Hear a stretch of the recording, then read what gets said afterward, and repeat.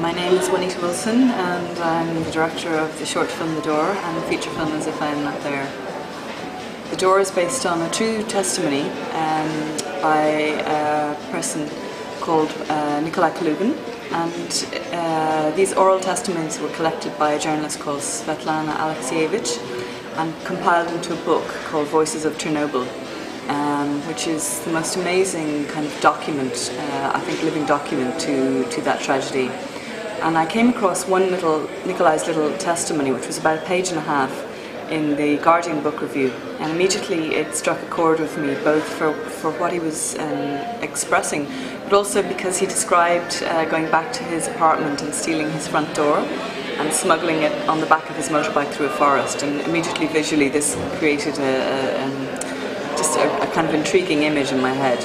So we ordered the book and we bought the rights to that particular story, and wrote the short script. And basically it's based on the tradition they have, the ritual of burial there, where they bury their loved ones on the door. They lay them out in the front door of the house. So it's actually in fact quite a tragic story, and the reason I was so drawn to it, I guess, is it is so moving, and the idea of I guess holding on to your dignity when everything else has been taken away from you. And I just found it incredibly moving as a parent myself.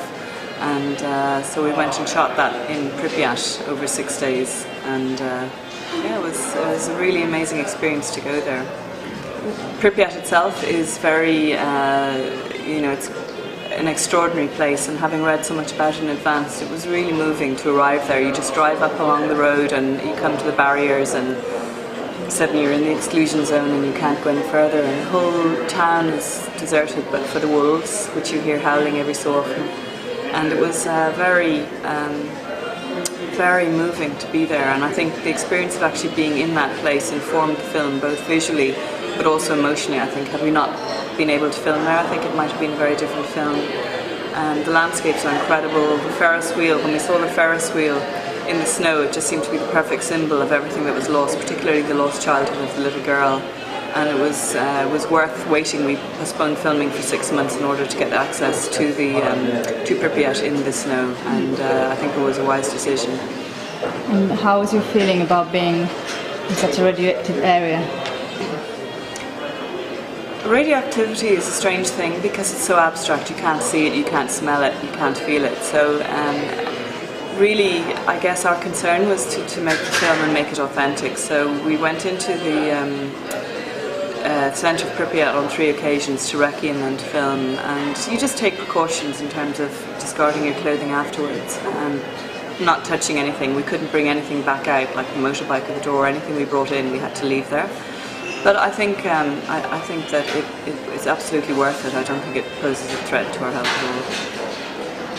And can you tell us about your transition from short film to feature film, and how you came across with Croatian writing? I've always been drawn to true stories, and I think stories where people are really tested as human beings and have to find the courage to somehow to move on from some tragedy. And having made The Door, there was a piece of work to show people, and I was fortunate to be given the opportunity then to direct As If I'm Not There, which is based on Croatian writer Silvia Drakulic's book of the same name, which I actually found in Dublin. And when I read the back of it, I took it home immediately, and I read it in one sitting, and I just cried. And it's so compelling, it's so beautifully written, it's sparse, it's not sentimental at all. It feels true. It talks about fear, rather than producing adrenaline, it actually numbs you and paralyzes you, and that explains how a handful of soldiers can go into an entire village and take over the village.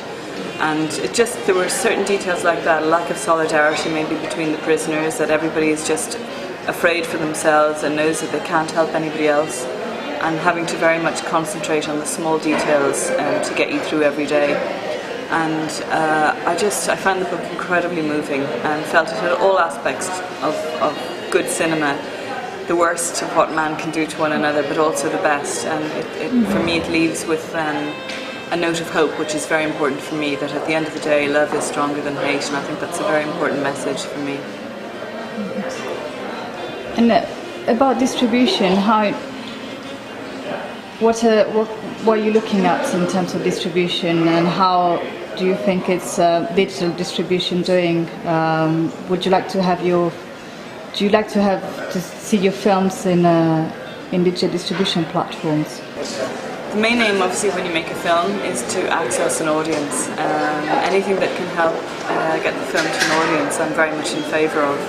A film like this is always going to be difficult. It's a very difficult story. It's a challenging story. Not everybody will feel ready maybe to see a story like this. But I've been amazed that at all the festivals that it's travelled to, the reaction is always the same, that people really watch with an open heart, and you can feel the emotion in the response, which is amazing. So I think there are audiences out there for films, no matter how difficult they may be. There's definitely a willing audience out there. So I'm very much in favour of both the festivals and distributors who know the market and know how to match the film to an audience. So I'm optimistic about that. It's early days for this film. We're still submitting to festivals at the moment, and it's early days. But I hope to get it out as widely as possible.